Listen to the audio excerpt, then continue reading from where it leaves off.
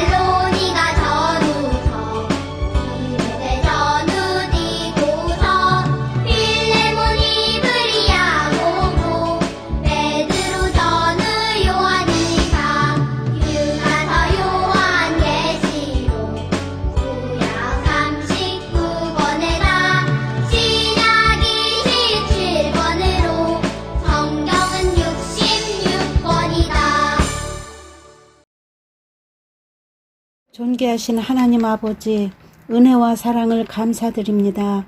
온 세상이 코로나 바이러스로 재앙을 맞이하여 어려움을 겪고 있지만 이 또한 허락하신 주님의 뜻을 생각하며 감사와 찬양 올려드립니다. 아버지 하나님, 말씀대로 산다고 하면서도 여전히 내가 주인되어 살아온 삶을 회개하오니 용서하여 주옵시고 지금 어두운 세상을 위해 우리 함께 중보할 수 있도록 성령의 부흥을 일으켜 주옵소서. 나라가 주님 뜻에 합당하게 세워지길 기도합니다. 교회들이 연합되어 주님 나라 세워가길 간절히 기도드립니다. 이 시간 말씀을 선포하실 정상영 목사님께 영육간의 강건함을 주옵시고 말씀의 능력과 권세가 있기를 기도드립니다.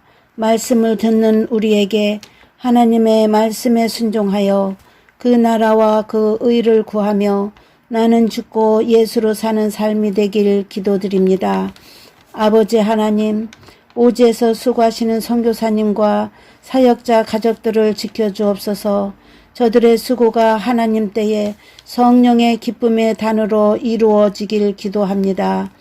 아버지 하나님, 우리들의 자녀들을 축복하여 주옵시고 하나님의 기쁨이 되는 자녀들로 인도하여 주옵소서. 하나님 아버지, 우리 교회 모든 가정 위에 하나님의 은혜와 평강이 넘쳐나길 기도드립니다. 우리의 소망 되시는 주 예수 그리스도 이름 높여 기도드립니다. 아멘. 다 같이 두 손 들고 찬양합니다. 모든 영광을 하나님께,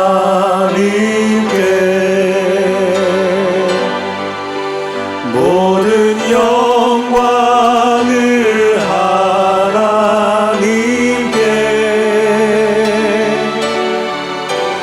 온 마음과 뜻 다해 주 사모합니다.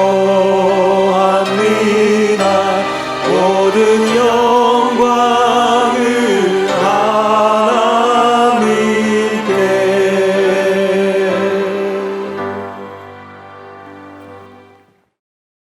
오늘 우리에게 주시는 하나님의 말씀은 데살로니가 전서 5장 16절부터 18절입니다. 제가 봉독해 올리겠습니다. 항상 기뻐하라, 쉬지 말고 기도하라, 범사에 감사하라. 이것이 그리스도 예수 안에서 너희를 향하신 하나님의 뜻이니라. 아멘. 기도하시겠습니다. 좋으신 하나님 아버지, 오늘도 주님의 말씀 앞으로 트리니티 성경학교 불러주신 것을 감사합니다. 오늘도 저희들 하나님의 말씀을 공부할 때 저희들에게 지혜를 주시고 능력을 더해 주시어서 주님의 말씀을 온전히 분별할 수 있도록 인도하여 주시옵소서. 예수님의 이름으로 기도했습니다. 아멘. 할렐루야. 오늘은 트리니티 성경 공부 신약개관 제6과 할 차례입니다. 오늘은 고린도 전후서 그리고 데살로니가 전후서를 공부하도록 하겠습니다.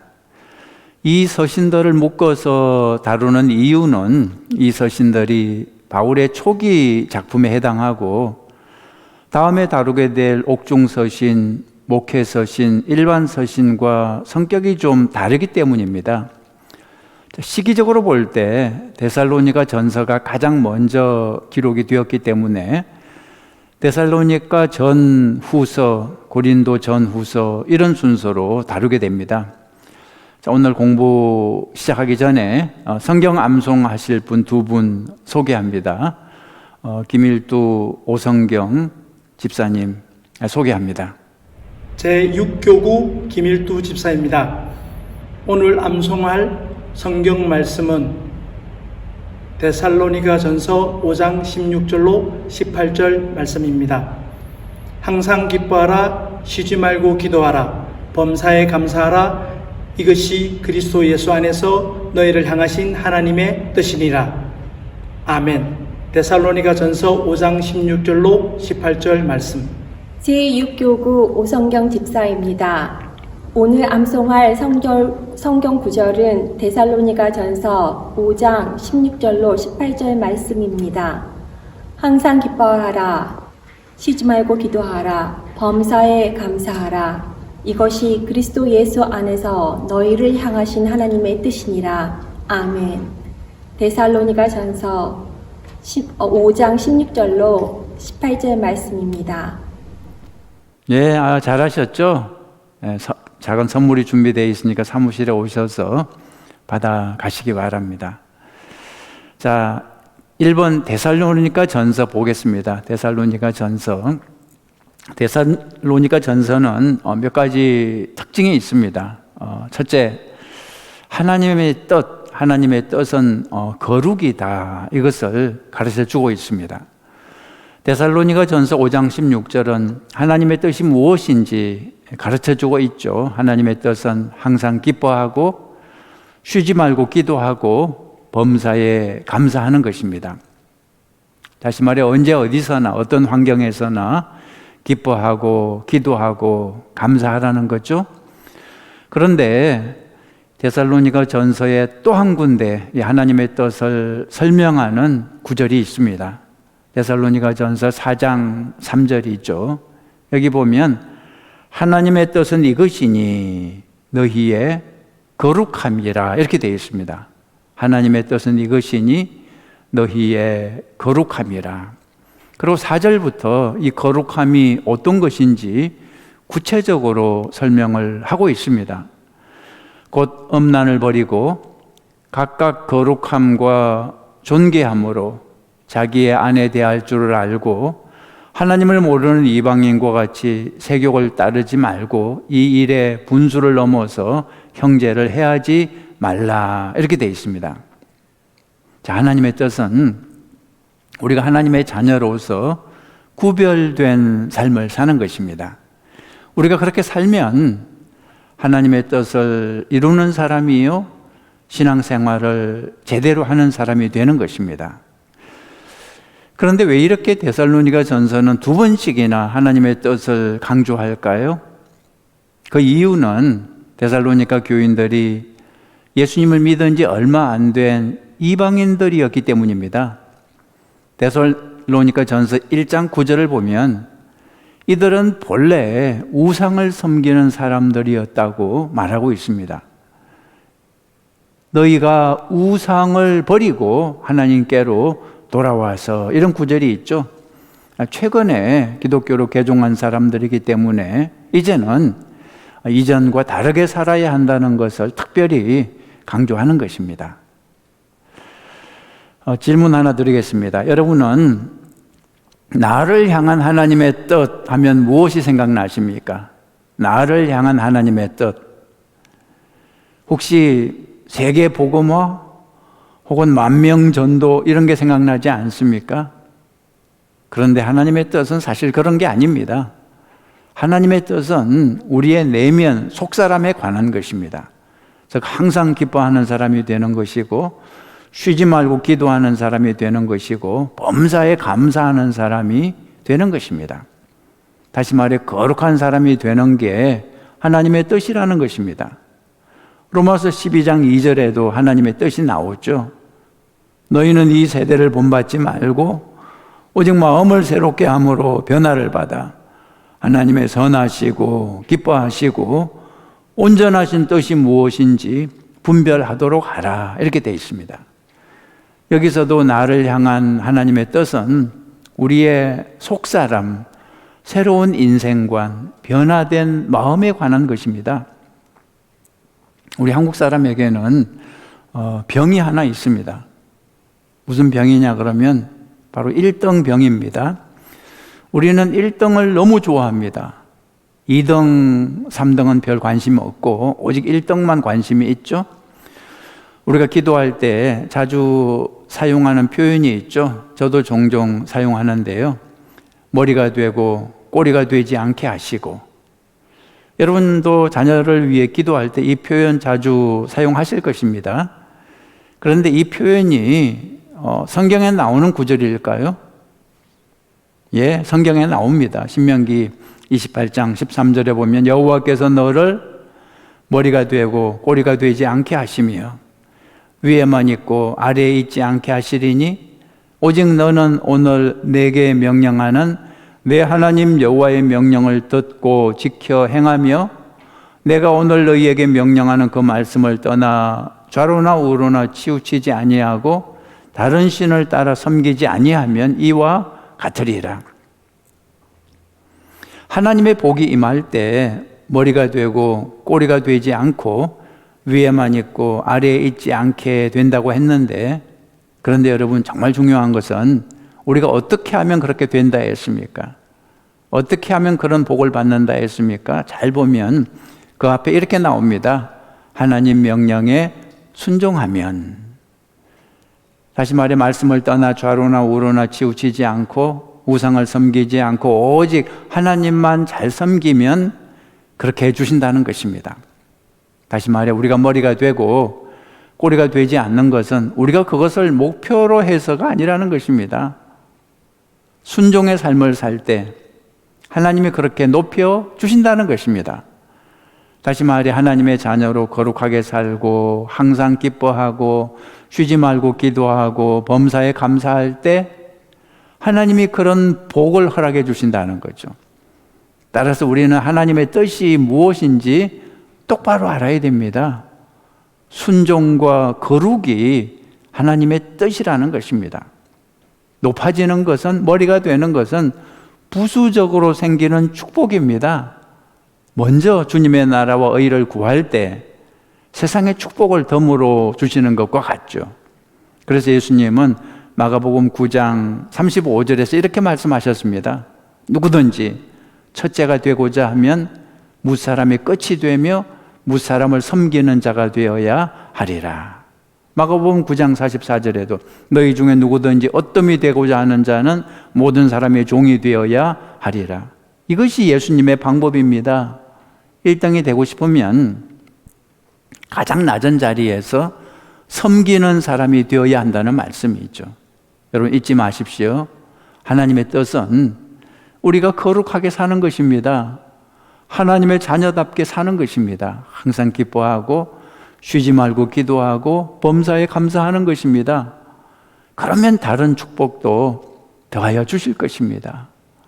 자, 데살로니가 전서 두 번째 특징 보죠. 두 번째 특징은 임박한 종말 사상입니다. 임박한 종말.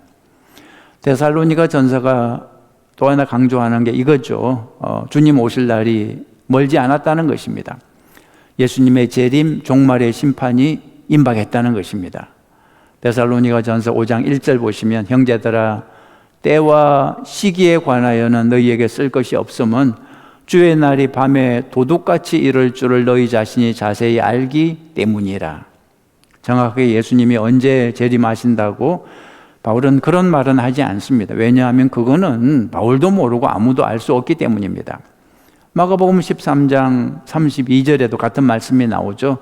그 날과 그 때는 아무도 모르나니 하늘에 있는 천사들도 아들도 모르고 아버지만 아시느니라. 그런데 이 날을 안다고 말하는 사람이 꼭 있죠. 기독교 역사를 보면 이런 사람들이 주기적으로 나타나서 사람들을 미혹하고 속입니다.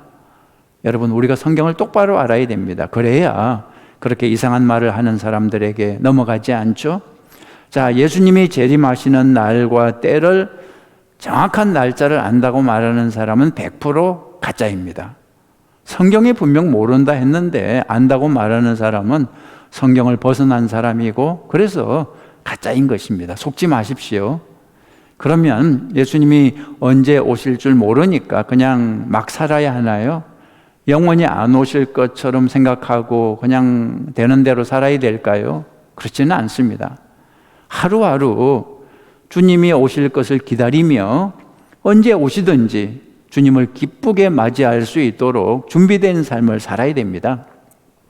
데살로니가 전서 5장 2절에서는 예수님이 마치 도둑같이 오신다는 표현을 사용합니다.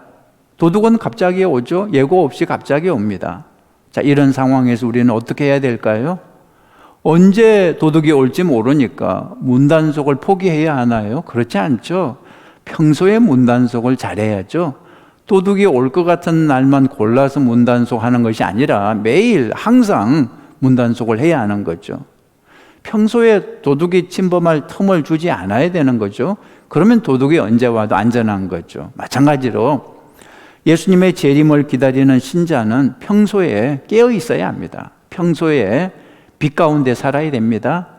데살로니가전서 5장 5절 보시면 너희는 다 빛의 아들이요 낮의 아들이라 우리가 밤이나 어둠에 속하지 아니하나니 그러므로 우리는 다른 이들과 같이 자지 말고 오직 깨어 정신을 차릴지라 그랬습니다. 이렇게 깨어 있으면 예수님이 언제 오시든지 전혀 상관이 없죠. 이미 준비가 되어 있기 때문에. 그런데 꼭 잔머리 굴리는 사람이 있습니다. 평소에는 준비할 생각을 안 하고 예수님이 언제 오시는지 정확한 날짜를 알기 원하는 사람들이 있습니다. 때와 시기를 꼭 알려고 하는 이유는 무엇일까요? 평소에는 대충 살겠다는 거죠. 평소에는 내 마음대로 살겠다는 거죠. 마치 공부 못하는 학생이 평소에는 실컷 놀다가 이제 시험날이 임박해서 시험 문제가 뭔지, 그 문제가 어디서 나오는지 그것만 알아내려고 길을 쓰는 것과 같은 거죠. 여러분 자신에게 솔직히 한번 물어보시죠. 여러분이 뭐하고 있을 때 예수님이 오셨으면 좋겠습니까? 잠자고 있을 때? 골프 칠 때? 쇼핑할 때? 아니면 오늘처럼 이 성경 공부할 때? 기도할 때? 여러분 정답은 언제 오셔도 상관이 없어야 됩니다. 평소에 준비된 사람은 예수님이 언제 오셔도 상관이 없는 거죠. 평소에 공부 열심히 하는 학생은 뭐 시험날이 언제 있어도 상관이 없는 것과 같죠? 예수님이 언제 오셔도 상관없는 여러분 되시기 바랍니다. 평소에 영적으로 깨어있는 여러분 되시기 바랍니다. 자, 이 데살로니가 전서와 관련해서 또 한 가지 알아둘 필요가 있는 것은 이 편지를 쓴 저자가 세 사람이라는 것입니다. 데살로니가 전서 1장 1절 보시면 이렇게 되어 있죠. 바울이 나오고 실로아노와 또 디모데는 하나님 아버지와 주 예수 그리스도 안에 있는 데살로니가인의 교회에 편지하노니 은혜와 평강이 있을지어다. 이것을 보면 데살로니가 전서가 바울의 초창기 편지라는 힌트를 얻을 수 있습니다. 왜냐하면 후기로 뒤로 갈수록 발신자가 바울 혼자로 나옵니다. 초창기에 바울이 아직 이름이 알려지지 않았습니다. 모든 교회에서 아직은 사도로 인정받지 못했습니다. 그래서 아마 교회에 이미 잘 알려진 실루아노와 디모데 이름을 빌려서 바울이 그들과 공동 저자가 되어서 편지를 발송했을 것이라 추측을 합니다. 이런 추측이 신빙성이 있는 게 후대로 갈수록, 뒤로 갈수록 바울 혼자 발신자로 나오기 때문입니다. 바울이 총 13개 서신을 썼는데 그 중에 발신자가 세 사람, 바울, 실루아노, 디모데 이렇게 세 사람으로 나오는 서신은 데살로니가 전서와 후서입니다. 초기 서신이죠. 발신자가 바울, 소스데네 이렇게 두 명으로 나온 서신은 고린도 전서이고요. 발신자가 바울, 디모데 이렇게 두 명으로 나온 서신은 고린도 후서, 골로새서, 빌립보서, 빌레몬서입니다. 근데 바울 혼자 발신자로 돼 있는 게 있죠. 바울 혼자 발신자로 돼 있는 것은 나중에 기록한 로마서, 갈라디아서, 에베소서 그리고 목회 서신이죠. 디모데 전후서, 디도서. 그래서 바울의 초기 서신은 여러 명이 발신자로 돼 있고 뒤로 갈수록 바울 혼자 발신자로 돼 있다는 것을 알 수 있습니다. 자, 지금까지 데살로니가 전서의 특징들을 살펴봤습니다. 다시 요약하면 첫째, 데살로니가 전서는 우상 숭배에서 벗어난 지 얼마 안 된 이방인들에게 이제는 하나님의 자녀로서 다르게 살아야 되고 거룩하게 살아야 한다고 하면서 그들을 향한 하나님의 뜻을 두 번에 걸쳐서 강조했습니다. 두 번째로 바울은 예수님이 곧 오실 거라는 믿음이 있었죠. 그래서 임박한 종말론에 따라 영적으로 깨어있는 삶, 구별된 삶을 살라고 가르쳤습니다. 세 번째는 아직 모든 교회에서 바울의 사도권을 인정받지 못했기 때문에 서신을 쓸 때 공동 발신자의 이름으로 썼습니다. 이런 것들을 근거로 해서 우리는 데살로니가 전서가 바울 서신 중에서 가장 먼저 기록된 서신인 동시에 신약 27권 중에서 가장 먼저 기록된 책으로 보는 것입니다. 데살로니가 전서는 예수님이 부활하신 후 20년 후 주후 50년대 초반에 기록된 것으로 보고 있습니다. 자, 두 번째로 이제 데살로니가 후서를 좀 살펴보겠습니다.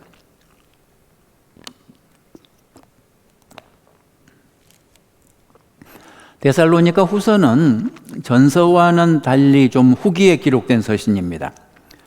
데살로니가 전서는 교회가 박해를 받는 상황에서 곧 재림하실 예수님을 바라보며 깨어서 기도할 것을 강조했습니다. 그런데 데살로니가 후서의 상황은 좀 달라집니다. 종말과 재림에 대해 잘못된 주장을 하는 사람들이 생겨났습니다. 종말과 재림에 대해서 구체적인 날짜까지 말하면서 이제 세상 끝날이 됐다고 말하는 사람들이 생겨났죠. 이미 예수님이 재림했다고 말하는 사람들도 있었습니다. 데살로니가 후서에서 바울은 이 문제를 다루고 있습니다. 데살로니가 후서 2장 1절 2절 보시면 형제들아 우리가 너희에게 구하는 것은 우리 주 예수 그리스도의 강림하심과 우리가 그 앞에 모임에 관하여 영어로나 또는 말로나 또는 우리에게 받았다 하는 편지로나 주의 날이 이르렀다고 해서 쉽게 마음이 흔들리거나 두려워하거나 하지 말아야 한다는 것이라. 여기 보면 영어로나, 이 말은 자기들이 성령의 직접 계시를 받았다고 주장하는 거죠. 그 다음에 말로나, 이것은 하나님이 주신 특별한 메시지가 있다는 것입니다. 그리고 또 하나가 있는데 우리에게서 받았다 하는 편지로나, 이 말은 바울이 그런 편지를 보냈다고 주장하는 것입니다. 이런 주장을 들을 때 사람들이 정말인가 보다, 정말 예수님이 이미 오셨나 보다, 이미 종말이 됐나 보다 겁을 먹고 두려움에 빠지게 되는데 절대 그래서는 안 된다는 것입니다. 또 데살로니가 후서 3장 11절 12절에 보면 마지막 날이 왔다고 오해하기 때문에 아예 그냥 일도 안 하고 놀고 먹는 사람까지 생겼는데 이것도 큰 문제라는 것입니다. 보세요. 우리가 들은 적 너희 가운데 게으르게 행하여 도무지 일하지 아니하고 일을 만들기만 하는 자들이 있다 하니 이런 자들에게 우리가 명하고 주 예수 그리스도 안에서 권하기를 조용히 일하여 자기 양식을 먹으라 하노라. 바울은 데살로니가 교인들에게 아직 종말이 오지 않았다고 썼는데 그 이유가 무엇이냐 하면 마지막 날이 오기 전에 먼저 일어나야 하는 일들이 있기 때문입니다. 데살로니가 후서 2장 3절 보시면 누가 어떻게 하여도 너희가 미혹되지 말라. 먼저 배교하는 일이 있고 저 불법의 사람 곧 멸망의 아들이 나타나기 전에는 그 날이 이르지 아니하리니. 무슨 말입니까? 자기를 하나님으로 과시하는 저 그리스도가 먼저 나타나야 한다는 것입니다.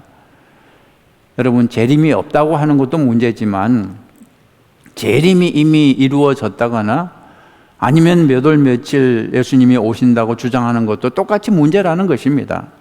이런 이단 사상에 빠지면 생업을 포기하고 직장 포기하고 가정도 포기하고 오로지 예수님의 재림만 기다리게 되는 거죠. 물론 우리가 재림의 날을 기다려야 됩니다. 그건 맞습니다. 그런데 생업을 포기하고 기다리면 안 되는 거죠. 성실하게 살면서 주님을 기다려야 하는 것입니다. 이 데살로니가 전서와 후서를 비교하면 전서는 곧 오실 예수님을 기다리며 예수님이 언제 오시든지 기쁘게 영접할 준비가 되어 있는 상태로 살 것을 가르쳤습니다. 언제나 예수님 맞이할 준비를 하며 살라는 거죠. 한편 데살로니가 후서는 예수님이 곧 오신다는 이유로 아무 일도 하지 않고 일도 안 하고 놀고 먹으면 안 된다는 거죠. 그날이 오기까지 하나님 나라에 합당한 삶을 충실히 살아가면서 예수님을 기다려야 한다는 것을 가르치고 있는 것입니다. 자, 이제 세 번째로 고린도전서 보겠습니다. 고린도전서. 고린도전서는 우리 성경에 전서와 후서 두 개로 되어 있지만 실제로는 여러 개 편지를 편집해서 두 개로 묶어 놓은 것입니다. 고린도서가 두 개가 아니라는 증거는 여럿 있는데, 예를 들면 고린도전서 5장 9절을 한번 보시면 이렇게 되어 있습니다. 고린도전서 5장 9절 보시면 내가 너희에게 쓴 편지에 음행하는 자들과 사귀지 말라 하였거니와, 지금 고린도전서를 쓰면서 내가 전에 너희에게 쓴 편지에 의하면 이렇게 말하는 것을 보면 이 편지 이전에, 고린도전서 이전에 다른 편지를 이미 먼저 보냈다는 뜻이 되는 거죠.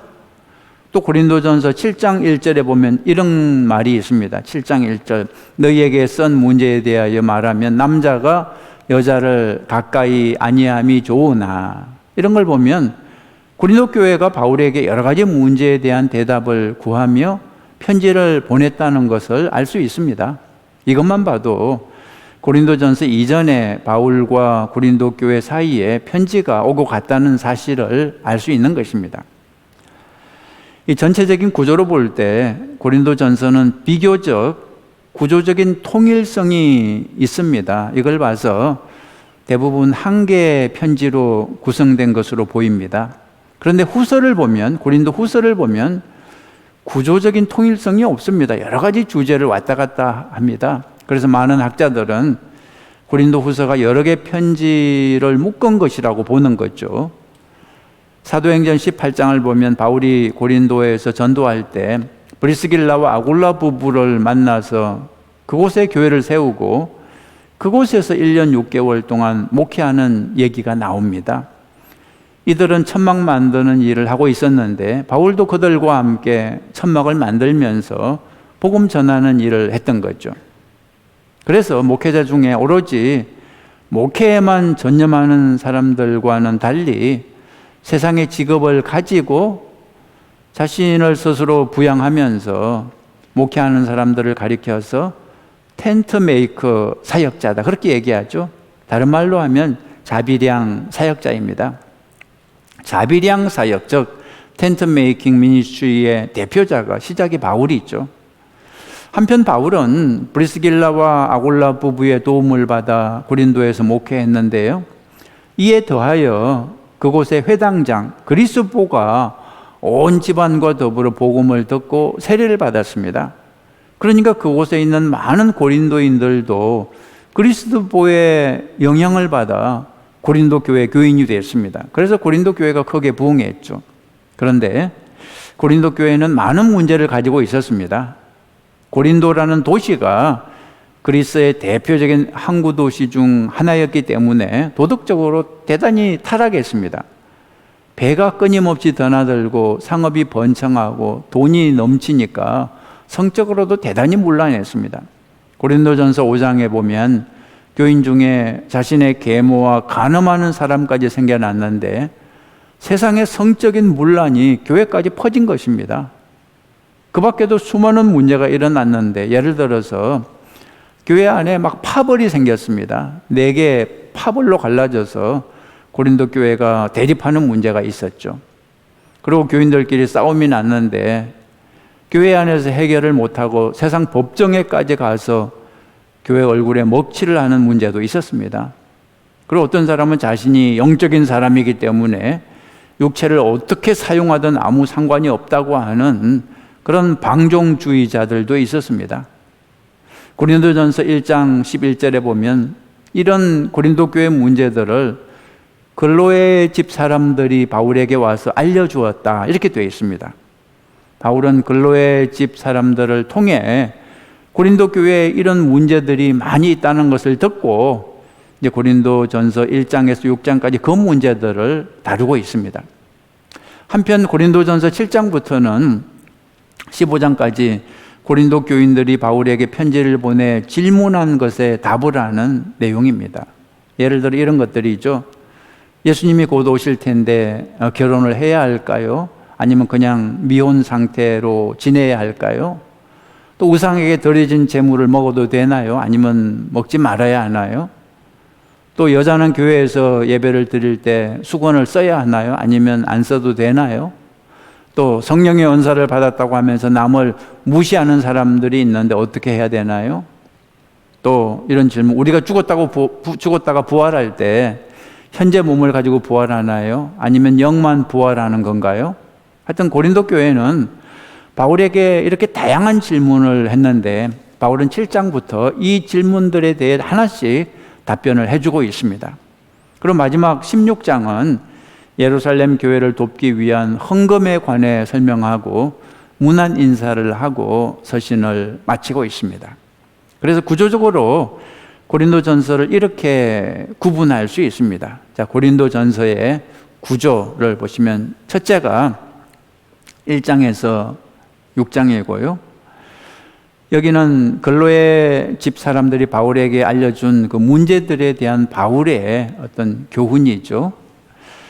두 번째는 7장에서 15장인데 고린도 교회가 편지로 바울에게 질문한 것들, 거기에 대한 바울의 답변이 있죠. 세 번째가 16장입니다. 헌금과 안부 인사죠.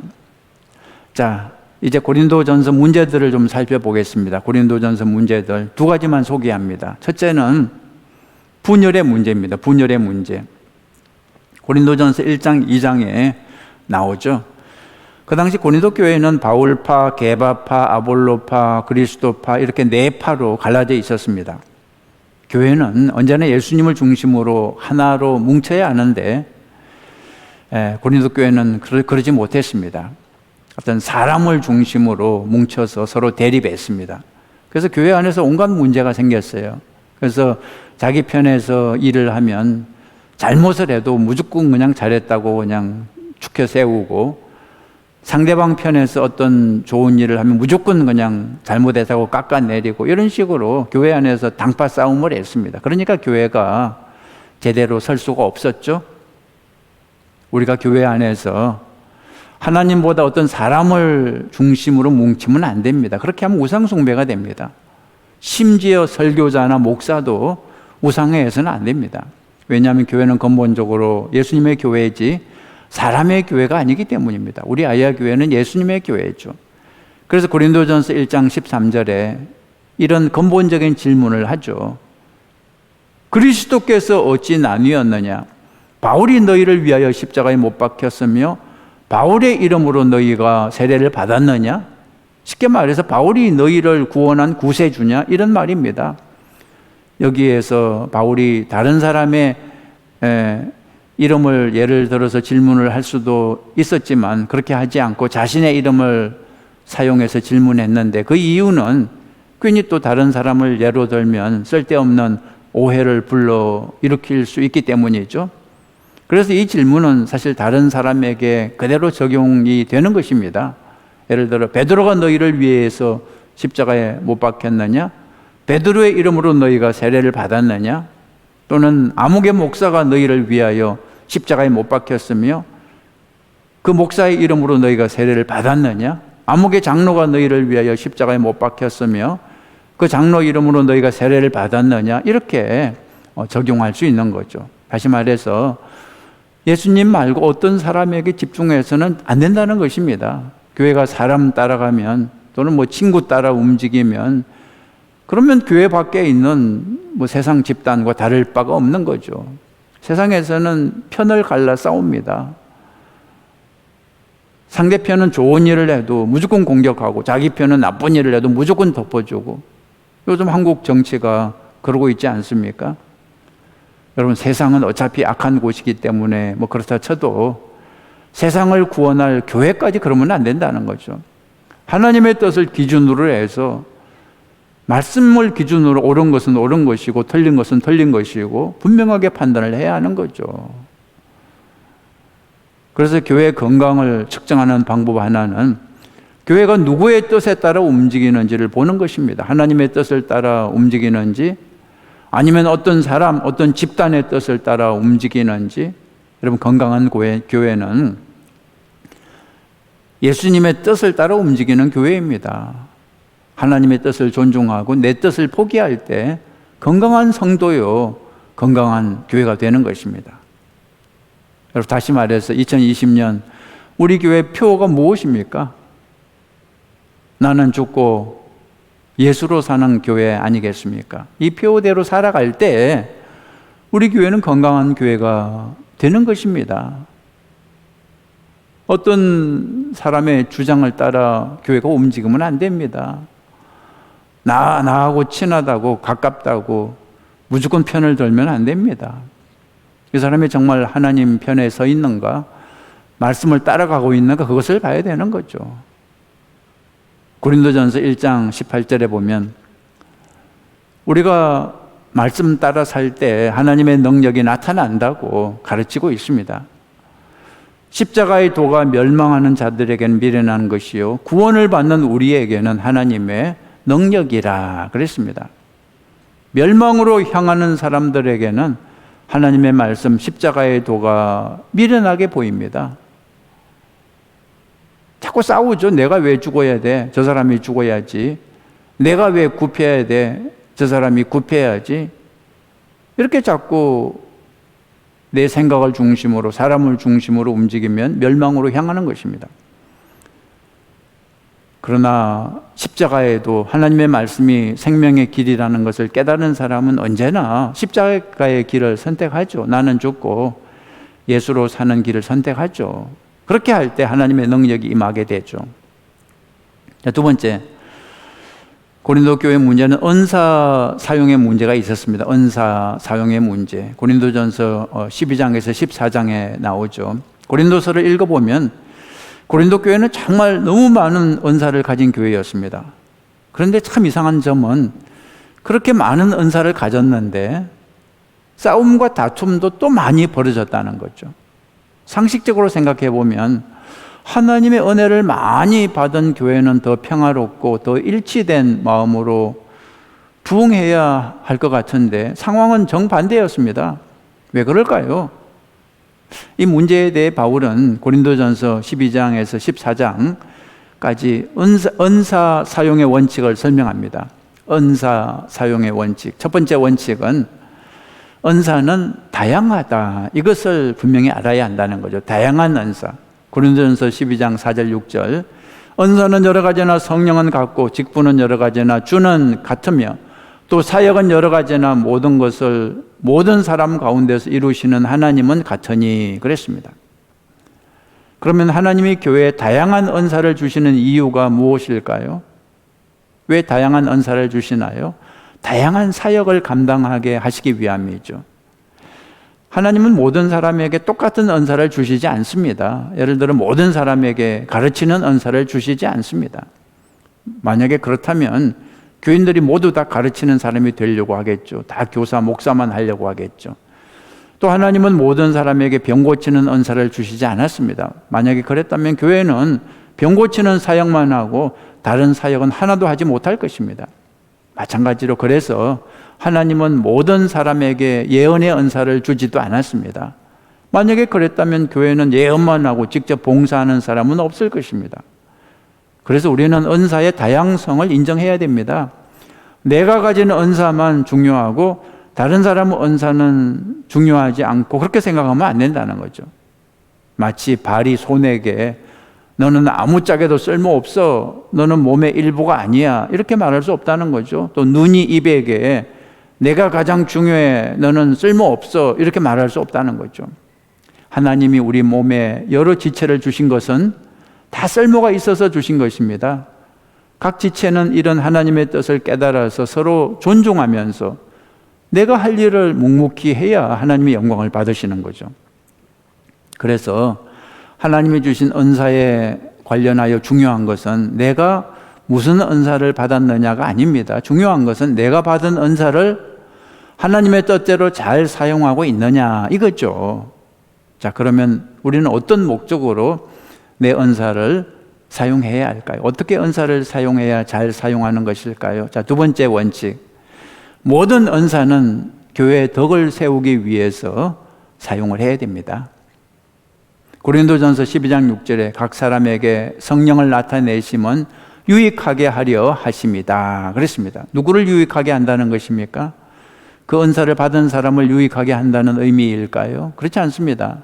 하나님의 교회를 유익하게 한다는 의미입니다. 모든 은사의 목적은 하나님의 교회를 든든히 세우는 것입니다. 고린도전서 14장에 가면 방언과 예언의 문제를 다루고 있는데요. 고린도 교회에는 이 방언이 가장 중요한 은사라고 주장하면서 교회를 힘들게 하는 사람들이 있었습니다. 이에 대해 바울은 그렇지 않다고 말하면서 방언보다 예언이 사실 더 큰 은사라고 설명했습니다. 그 이유는 통역이 되지 않는 방언은 아무도 알아듣지 못하기 때문에 교회에 덕이 안 되는 것이고, 그러나 예언은 사람들이 알아듣기 때문에 교회에 덕이 된다는 거죠. 고린도전서 14장 5절에 나는 너희가 다 방언 말하기를 원하나, 방언도 좋은 은사지만 그러나 특별히 예언하기를 원하노라. 왜냐하면 만일 방언을 말하는 자가 통역하여 교회의 덕을 세우지 아니하면, 교회의 덕을 세우지 아니하면 예언하는 자만 못하니라 그랬습니다. 교회의 덕을 세워야 예언처럼 다 귀한 은사가 된다는 거죠. 고린도전서 14장 12절 그러므로 너희도 영적인 것을 사모하는 자인즉 교회의 덕을 세우기 위하여 그것이 풍성하기를 구하라 그랬습니다.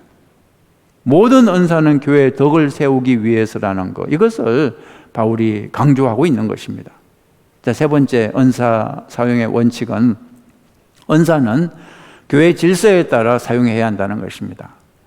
교회에는 다양한 은사들이 있습니다. 찬송의 은사를 받은 사람이 있고, 가르침의 은사를 받은 사람이 있고, 방언이나 예언의 은사를 받은 사람이 있습니다.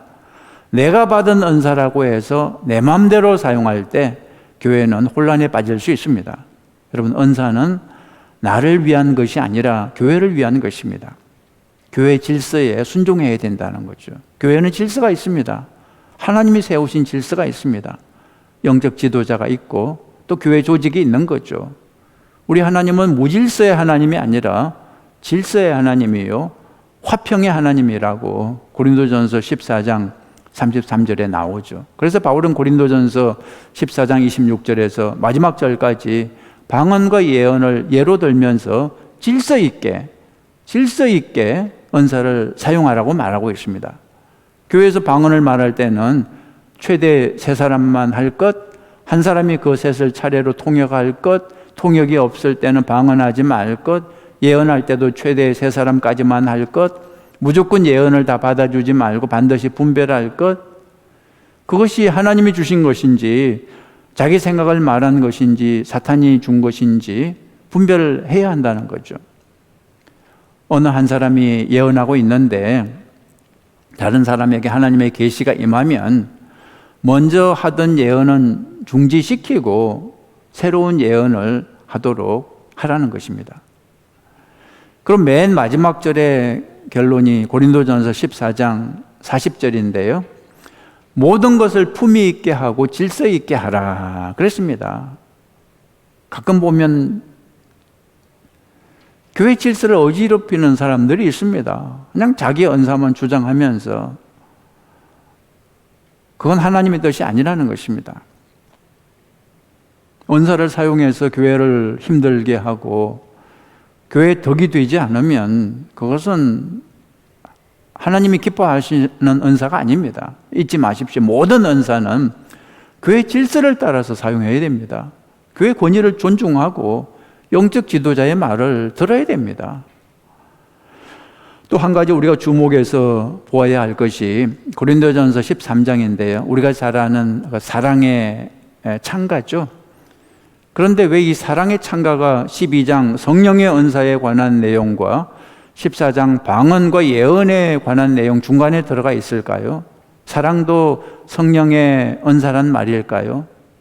어떻게 생각하십니까? 방언의 은사, 예언의 은사, 병고침, 능력의 행함 이런 것처럼 사랑도 성령의 은사일까요? 그렇다는 거죠. 사랑도 성령의 은사라는 것입니다. 더 정확히 말하면 성령의 은사 중에 가장 중요한 은사가 된다는 것입니다. 그래서 12장에서 여러 가지 성령의 은사에 관해 설명한 후에 마지막 절 31절에 너희는 더욱 큰 은사를 사모하라 내가 또한 가장 좋은 길을 너희에게 보이리라 하고, 그러고 나서 13장에서 사랑에 관해 설명하고 있습니다. 자, 사랑이 왜 최고의 은사인지 한번 생각해 보죠. 그 14장에 가서는 은사 사용의 원칙을 설명하는데 교회의 덕을 세우기 위해 은사를 사용하라고 하고 있습니다. 다시 말해서 사랑의 목적을 위해 은사를 사용하라는 것입니다. 그런 의미에서 12장과 14장 중간에 최고의 은사로서 사랑의 은사를 강조하는 것입니다. 여러분, 교회에서 어떤 사람은 가르치는 은사가 있고요, 또 어떤 사람은 찬양의 은사가 있고, 어떤 사람은 방언의 은사, 어떤 사람은 놀라운 믿음의 은사 등등 각종 은사가 있는데, 나는 아무런 은사가 없다, 또 이렇게 속상해하는 분이 있는데, 여러분 걱정하지 마십시오. 최고의 은사를 사실 가질 수 있습니다. 예수님의 마음을 받으면 사랑의 은사가 생기는데, 하나님이 주실 수 있는 은사 중에 가장 큰 은사, 사랑의 은사, 이것이야말로 하나님이 가장 기뻐하시는 것이고 교회에 가장 필요한 거죠. 교회를 가장 든든히 세울 수 있는 거죠. 모든 은사의 목적은 교회를 세우는 것입니다. 그렇다면 무슨 은사가 교회를 가장 든든하게 잘 세울 수 있을까요? 바로 사랑의 은사입니다.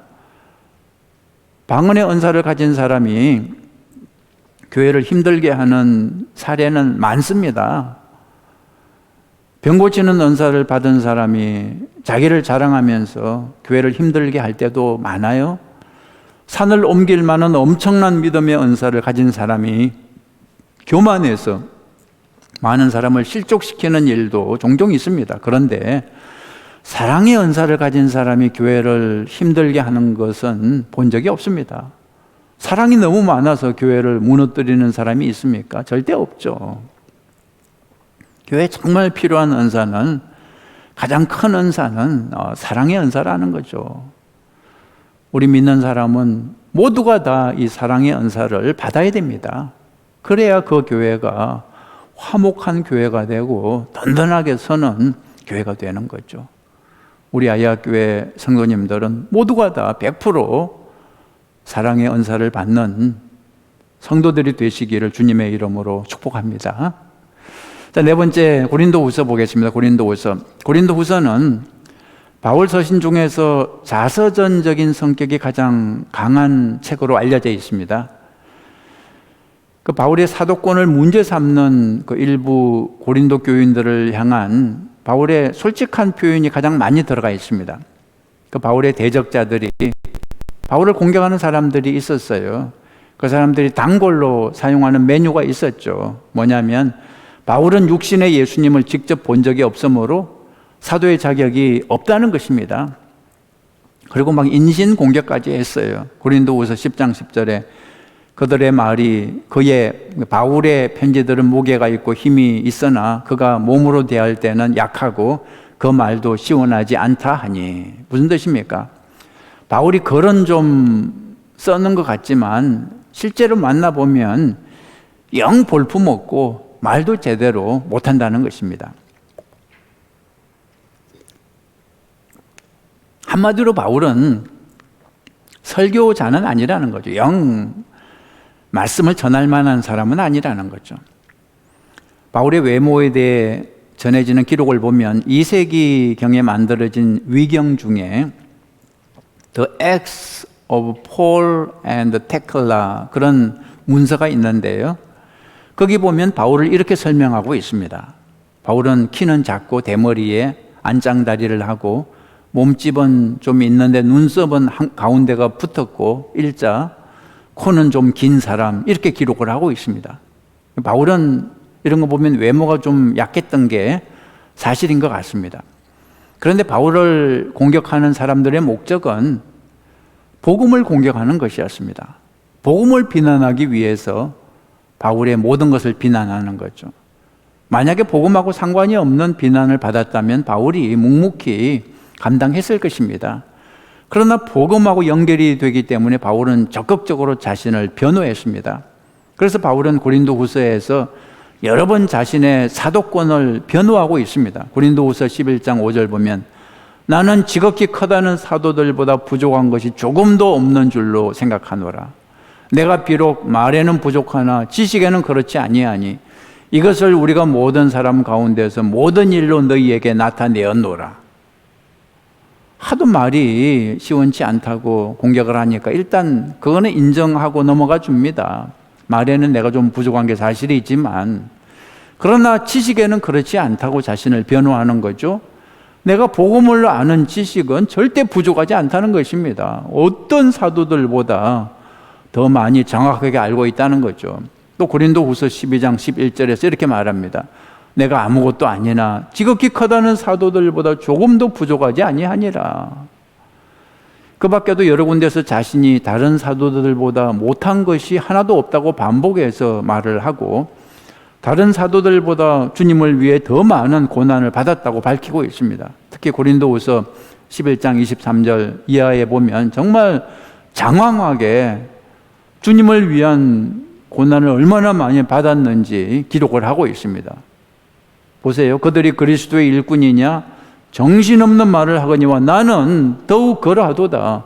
내가 수고를 넘치도록 하고 옥에 갇히기도 더 많이 하고 매도 수없이 맞고 여러 번 죽을 뻔하였으니 유대인들에게 40에서 하나 감한 매를 5번 맞았으며 3번 태장으로 맞고 1번 돌로 맞고 3번 파선하고 일주일을 깊은 바다에서 지냈으며 여러 번 여행하면서 강해의 위험과 강도의 위험과 동족의 위험과 이방인의 위험과 신의 위험과 광야의 위험과 바다의 위험과 거짓 형제 중의 위험을 당하고 또 수고하며 애쓰고 여러 번 자지 못하고 줄이며 목마르고 여러 번 굶고 춥고 헐벗었노라. 다메섹에서 아레다 왕의 고관이 나를 잡으려고 다메섹 성을 지켰으나 나는 광주리를 타고 들창문으로 성벽을 내려가 그 손에서 벗어났노라. 여러분, 설교자 바울이 이렇게까지 자기를 변호를 해야 하는 상황이 참으로 안타깝죠. 열심히 일하는 사람을 칭찬은 못해 줄 망정 공격은 하지 말아야 하는데, 그때나 지금이나 하나님의 일꾼들은 공격을 받는 것입니다. 그런데 바울은 이런 공격에 절대 넘어지지 않았습니다. 왜냐하면 예수님이 부르셨다는 확신이 있었기 때문입니다. 고린도후서 3장 6절 보시면 그가 또한 우리를 새 언약의 일꾼 되기에 만족하게 하셨으니 율법 조문으로 하지 아니하고 오직 영으로 함이니 그랬습니다. 바울은 예수님이 자신을 이방인 전도자로 새 언약의 일꾼으로 부르셨다는 분명한 확신이 있었기 때문에 사람들이 인정을 안 해줘도 낙심하지 않았던 거죠. 예수님이 알아주시면 됐지 사람들이 몰라줘도 상관이 없는 것입니다. 여러분, 소명의식이 분명하면 어떤 공격이 와도 무너지지 않는 것입니다. 아무리 힘들어도 뭐 더러워서 못해 먹겠다 그런 얘기 하지 않죠. 주님이 나를 부르셨으니 주님을 위해서 살든지 죽든지 사명을 감당하는 거죠. 또 바울은 외모에 대해 치사한 공격을 받고 다음과 같이 대답하고 있습니다. 고린도후서 4장 7절에 우리가 이 보배를 질그릇에 가졌으니 이는 심히 큰 능력은 하나님께 있고 우리에게 있지 아니함을 알게 하려 함이라 그랬습니다. 하나님의 능력이 어디에 있다는 말입니까?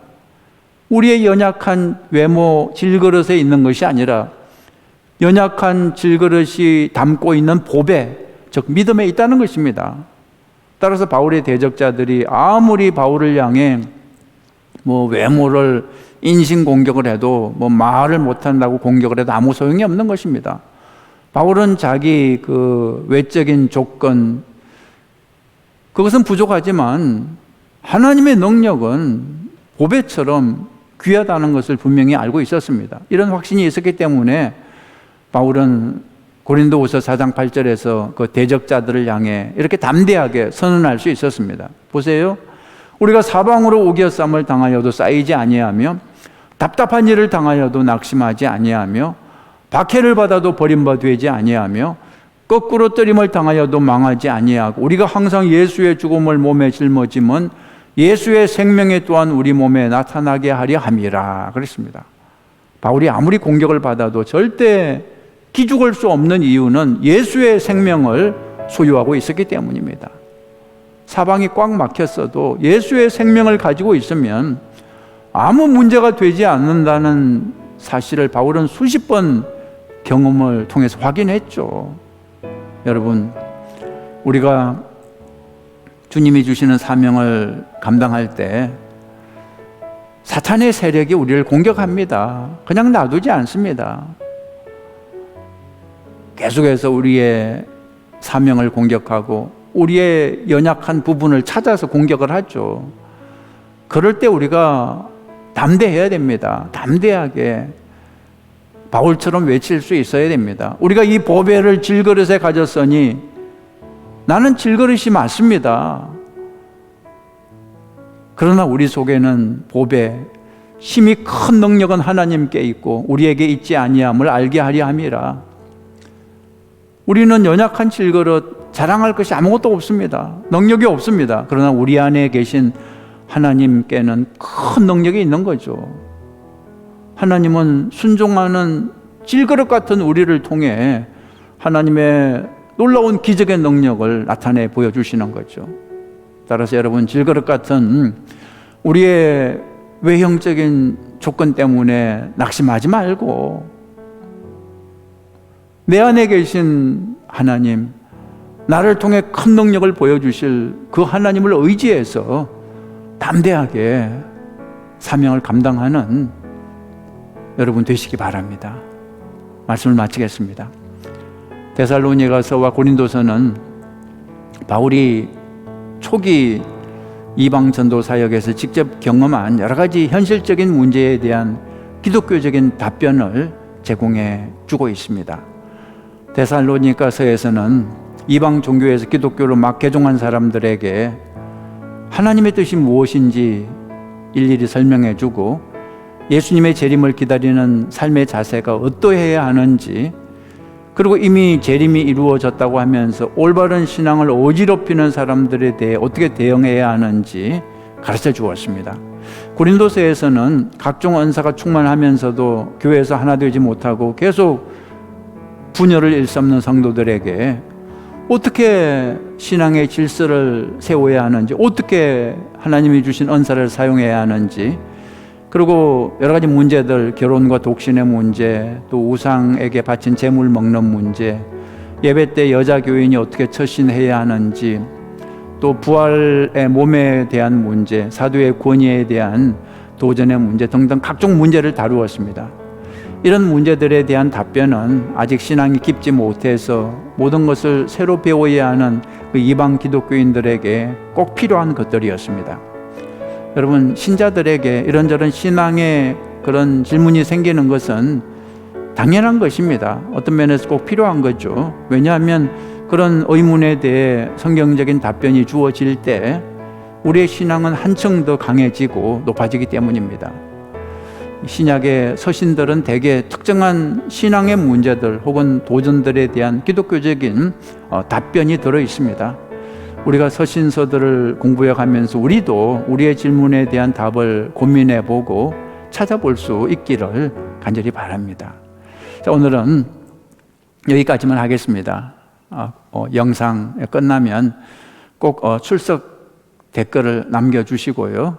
또 트리니티 숙제 여러분 꼭 해주시고, 또 그때그때 성경 읽는 거 꾸준히 해주시기 바랍니다. 한 번도 빠짐없이 우리 트리니티 성경학교 끝까지 같이 졸업하실 수 있기를 바랍니다.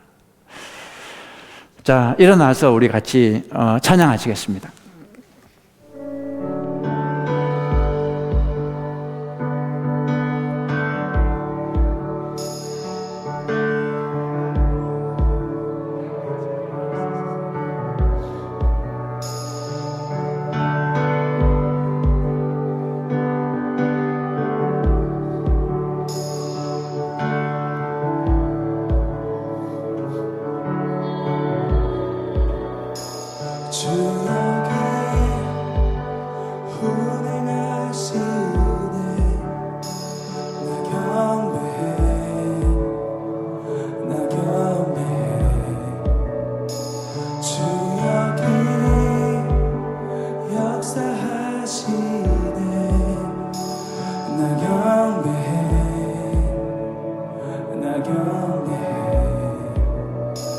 주 여기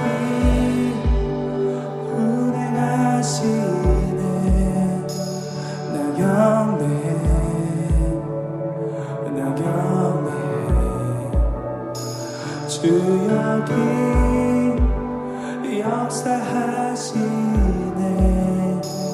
나 경배해, 나 경배해. 큰 길 만드시는 주, 큰 기적 행하시는 주, 그는 나의 하나님. 아멘. 약속을 지키시는 주, 어둠 속에 빛이 되시는 그는 나의 하나님.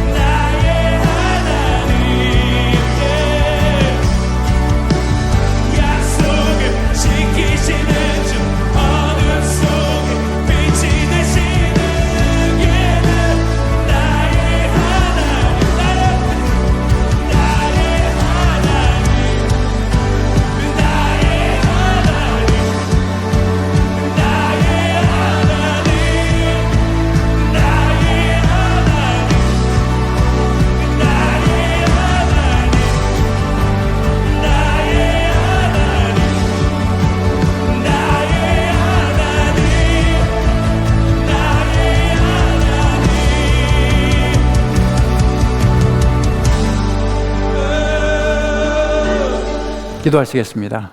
좋으신 하나님 아버지, 하나님의 말씀을 받았습니다. 이 마지막 때에, 이 캄캄한 때에 우리가 어떻게 살아가야 하는지 말씀해 주신 것을 감사합니다. 하나님의 뜻은 우리의 거룩함이라고 하셨으니 하나님, 우리가 어디에 있든지 간에 거룩하게 살아가는 주의 백성들이 다 되게 도와주시옵소서. 이제는 우리를 구원하시기 위해서 우리를 찾아오신 예수 그리스도의 은혜와 아버지 하나님의 무한하신 사랑과 성령님의 도우심이 오늘 말씀을 받고 이 말씀대로 살아가기로 이제 결단하고 돌아가는 우리 모두 위에, 우리 가정 위에, 자녀들 위에 지금부터 영원까지 함께 하시기를 간절히 축원하옵나이다. 아멘.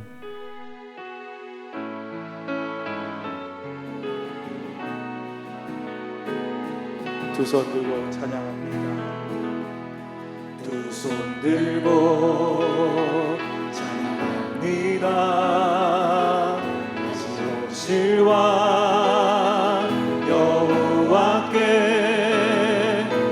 주만이 나를 다스리네. 나 주님만을 섬기리. 헛된 마음 버리고 성령이여 내 영혼 충만하게